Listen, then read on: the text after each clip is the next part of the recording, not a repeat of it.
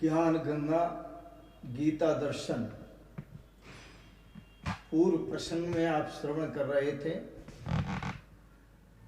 ज्ञान योग के द्वारा पराभक्ति की प्राप्ति।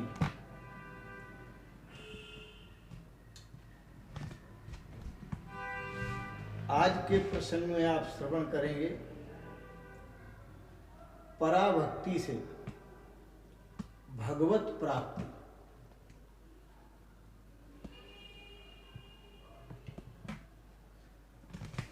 भक्त्या मामभिजानाति यावान्यश्चास्मि तत्त्वतः ततो मां तत्त्वतो ज्ञात्वा विशते तदनंतरम। भगवान श्री कृष्ण कहते हैं, अर्जुन, ज्ञान योग के द्वारा जो साधक पराभक्ति को प्राप्त कर लेता है, पराभक्ति का भाव है परमात्म दृष्टि को प्राप्त कर लेता है, ब्रह्म दृष्टि को प्राप्त कर लेता है।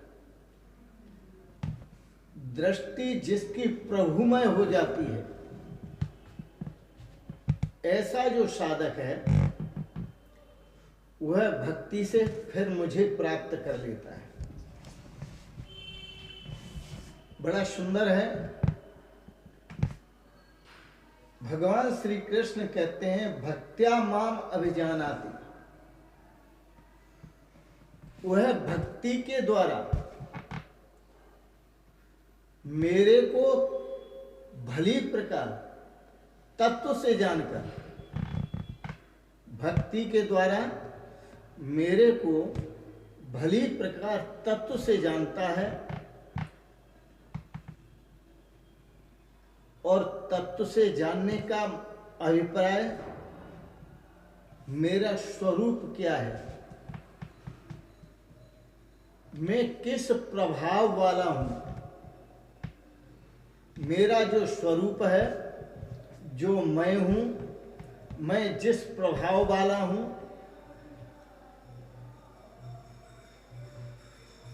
तथा उस भक्ति से मेरे को तत्व से जानकर वह साधक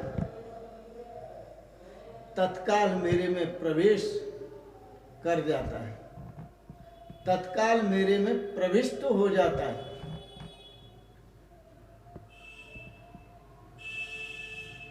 भक्ति से जानकर। और भक्ति बिना ज्ञान के प्राप्त नहीं होती। ज्ञान और वैराग्य भक्ति के दो पुत्र हैं, श्रीमद् भागवत में का। यदि ज्ञान और वैराग्य दो पुत्र न हो तो भक्ति जो है फिर बांझ कहलाएगी, निपूती। ज्ञान और वैराग्य यह भक्ति के अद्भुत पुत्र हैं। ज्ञान का अर्थ है सत और असत का विवेक। जिसके पास पंडा बुद्धि है उसे ही पंडित कहते हैं। पंडा बुद्धि का मतलब है सद असद विवेकिनी बुद्धि सा पंडा। जिस बुद्धि में सत और असत का विवेक है, विनाशी और अविनाशी का विवेक है, मृत्यु और अमृत का विवेक है, सद सद विवेकिनी बुद्धि सा पंडा, जिसमें सत और असत का विवेक है, जगदीश और जगत का विवेक है, पदार्थ और परमात्मा का विवेक है। सद असद विवेकिनी, सत क्या है और असत क्या है। सद असत विवेकिनी बुद्धि सा पंडा, उसे पंडा बुद्धि कहते हैं, प्रखर बुद्धि कहते हैं, तीव्र बुद्धि कहते हैं। यस्येति संजातः स पंडितः, ऐसी बुद्धि जिसके पास है, ऐसी बुद्धि जिसमें है, वह पंडित है। तो भगवान श्री कृष्ण कहते हैं कि जिसकी दृष्टि भगवतमयी हो जाती है, ब्रह्ममयी हो जाती है, वेद ने आज्ञा दी, दृष्टिम ब्रह्ममयीं कृत्वा पश्येद ब्रह्ममयम जगत, अपनी दृष्टि को ब्रह्ममयी बनाकर सारे जगत को ब्रह्ममय देखो, सारे जगत को परमात्मा का स्वरूप देखो, तो पराभक्ति के द्वारा वह मुझे तत्व से भली प्रकार जानता है। वह तत्व है क्या? जो मैं हूं, जिस प्रभाव वाला मैं हूं, जो मैं हूं, जिस प्रभाव वाला मैं हूं, अजर हूं, अमर हूं, शाश्वत हूं, जिन अलौकिक गुण धर्मों से युक्त हूं, जिन अलौकिक गुण धर्मों वाला हूं, उसे जानता है। मुझे तत्व से जानकर तत्काल वह मनुष्य, वह साधक, वह भक्त तत्काल मुझ में प्रवेश कर जाता है, मेरे साथ एक हो जाता है।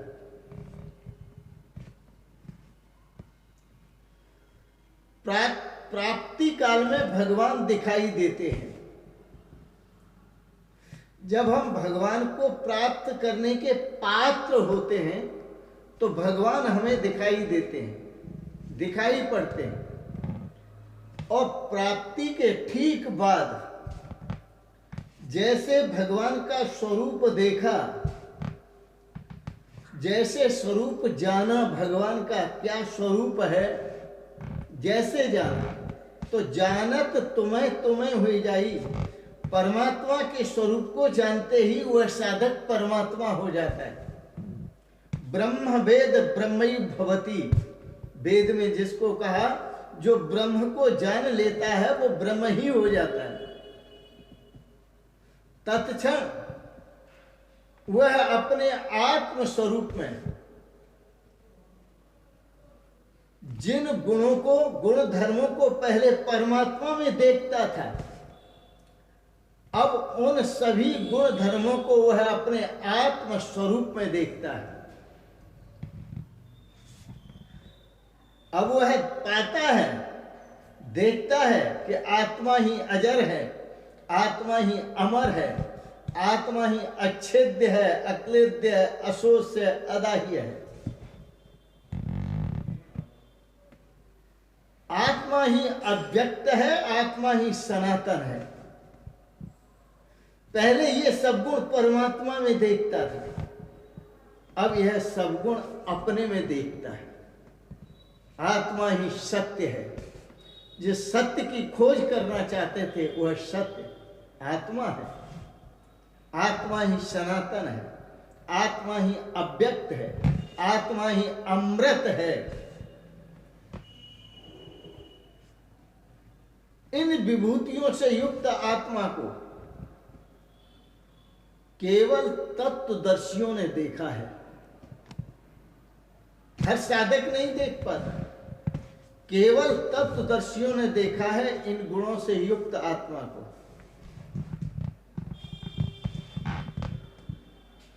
अब प्रश्न स्वाभाविक उठता है, वह तत्वदर्शिता क्या है?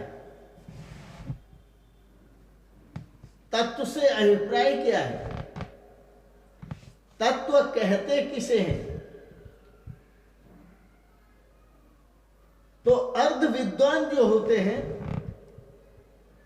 वो तत्वों की व्याख्या करते हैं। अर्ध विद्वान जो होते हैं वो तत्वों को गिनाते हैं और गिनाते हुए कहते हैं, देखो 5 तत्व हैं, छित जल पावक गगन समीरा। पंच तत्व यह अधम शरीर, रचित अधम शरीरा, ये 5 तत्व हैं। और 5 से ही 25 तत्व हुए हैं। तो यह तत्वों की गणना बौद्धिक है और भौतिक है।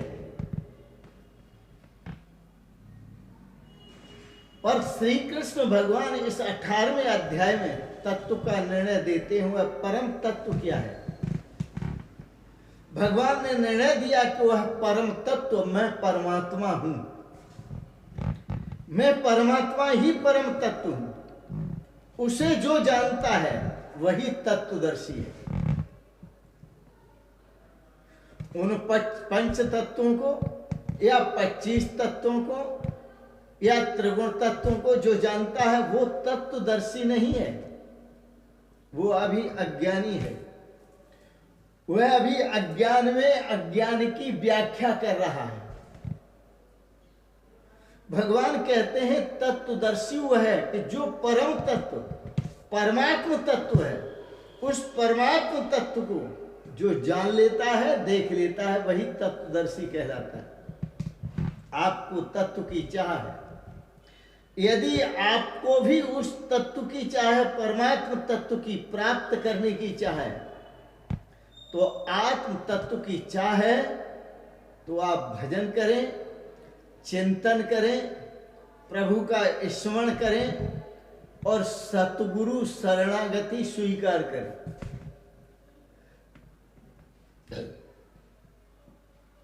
क्योंकि जब तक सतगुरु की शरण में नहीं जाते तब तक तत्व बोध नहीं होता, आत्म बोध नहीं होता, परमात्म बोध नहीं होता।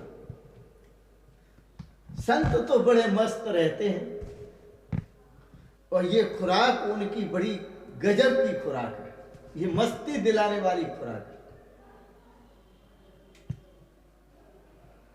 सारे शोक मोह से मुक्त करने वाली खुराक है। हमारे मन पाए लिए आत्म राम, हमारे मन पाए लिए आत्म राम। जब से सत लगन लगी सतगुरु से, जब से लगन लगी सतगुरु से, छूट गए धन धाम, हमारे मन पाए लिए आत्म राम। सब कुछ छूट गया। एक आत्म तत्व की प्राप्ति। संन्यासेना अधिगच्छति, ज्ञान के द्वारा पराभक्ति को प्राप्त करना और पराभक्ति के द्वारा तत्व स्वरूप परमात्मा को प्राप्त करना, यही ज्ञान योग है, यही भक्ति योग है। फिर कर्म करते करते, कर्म को छोड़ना नहीं है, जो शास्त्र विहित कर्म है उन सभी कर्मों को करते रहना है। कर्मों को करते करते इच्छा रहित, आसक्ति रहित तथा जीते हुए विजयी शुद्ध अंतःकरण वाला पुरुष जिस प्रकार नैष्कर्म सिद्धि को प्राप्त होता है, नैष्कर्म सिद्धि परमात्मा के परमात्मा स्वरूप के साथ एक होने की सिद्धि को प्राप्त होता है। भगवान श्री कृष्ण प्रतिज्ञा करते हुए मैं संक्षेप से कहूंगा, लेकिन त्यागना पड़ेगा, त्याग भी सीखना पड़ेगा। अहंकारम बलम दर्पम कामम क्रोधम, ये अहंकार, बल का घमंड, अन्य सबका घमंड, काम क्रोध मद मोह आदि क्योंकि इनको त्याग करना जरूरी है। ये सब आपको प्रकृति के प्रपंच में गिराते हैं। अहंकार प्रकृति के प्रपंच में गिराता है। बल है, घमंड है, काम है, क्रोध है, मद है, मोह है, ये प्रकृति के प्रपंच में गिरा देता है, फंसा देता है, डुबा देता है। इसलिए इन विकारों को सदा शांत करना होगा। जब ये विकार सभी शांत हो जाते हैं तब विवेक का उदय होता है, वैराग्य का उदय होता है, सम दम साधन हमारे अपने होते हैं, एकांत सेवन का मन होता है और एकांत सेवन के साथ ध्यान इत्यादि करते हुए ब्रह्म में प्रवेश करते हैं। ब्रह्म के जानने की योग्यता प्राप्त करते हैं, ब्रह्म को जानने के योग्य होते हैं और वह तत्व क्या है उसको भी जान लेते हैं। तो भगवान जो हैं, जिन विभूतियों वाले हैं, जिन विभूतियों से युक्त हैं, भगवान कहते हैं जो मुझे इस प्रकार जानता है, मुझे जानकर वह मुझ में ही तत्क्षण प्रवेश कर जाता है।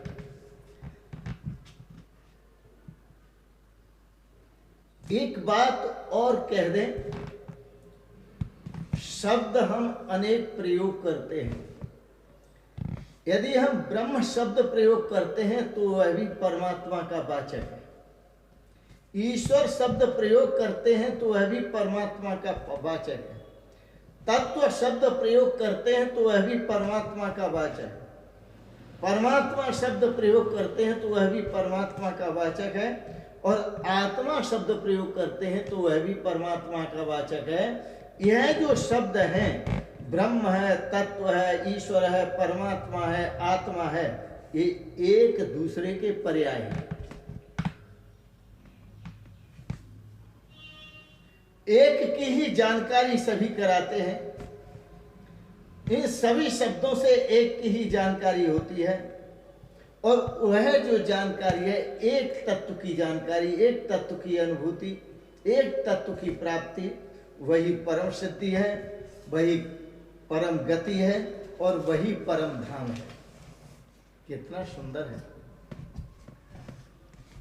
यही बात भगवान श्री कृष्ण कहते हैं, पराभक्ति के द्वारा भक्त्या माम तत्वतः अभिजानाति। जो पराभक्ति के द्वारा मेरे को तत्व से भली प्रकार जानता है, अहम मैं जो हूं, जैसा हूं, जिस प्रभाव वाला हूं, तथा उस भक्ति से माम तत्वतः ज्ञात्वा, उस भक्ति से मेरे को तत्व से जानकर, विशते तद अनंतरम मई, वह मुझ में ही प्रवेश कर जाता है। तत्व से जानकर तत्काल ही मेरे में प्रवेश हो जाता है। बड़ा सुंदर है। यह गीता ज्ञान है। सभी को बड़े प्रेम और श्रद्धा से श्रवण करना चाहिए और अपने श्रेय की प्राप्ति करनी चाहिए। एक पद सुनाते हैं, बड़ा सुंदर है।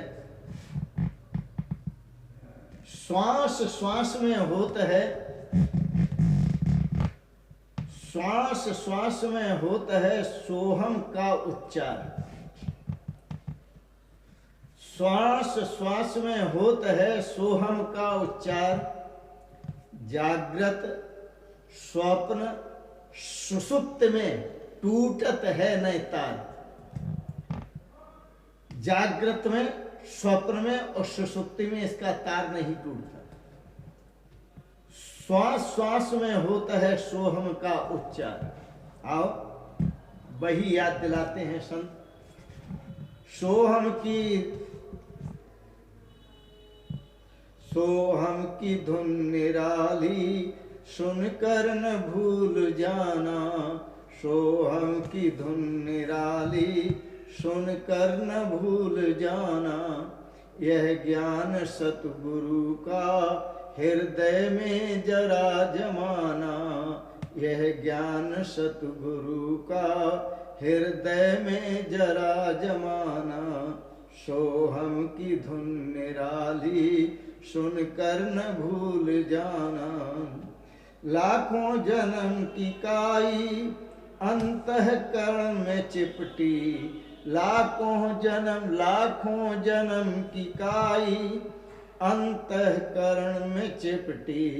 लेकर के ज्ञान सावन मल दूर सब बहाना। लेकर के ज्ञान सावन मल दूर सब हटाना।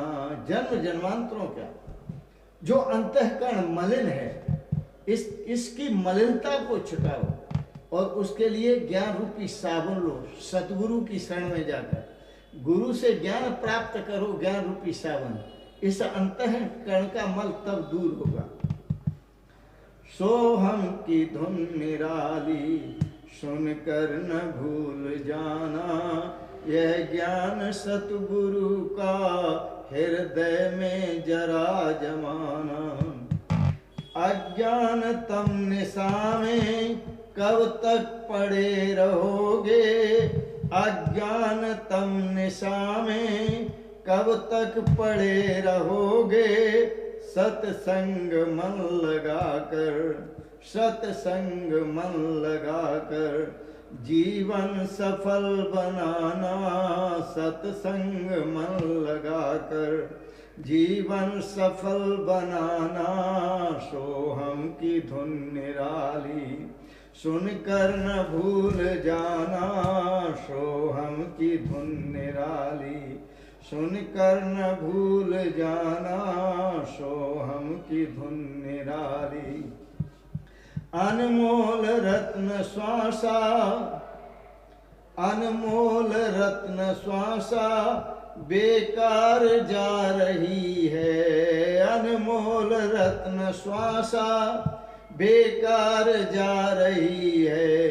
कर लो विचार खाली होता है यह खजाना। श्वासों का खजाना खाली होता जा रहा है, जल्दी विचार करो। कर लो विचार खाली होता है यह खजाना। सोहम की धुन निराली सुन कर न भूल जाना। सोहम की धुन निराली सुन कर न भूल जाना। अनहद ध्वनि सुनो तुम श्वासा सुना रही है।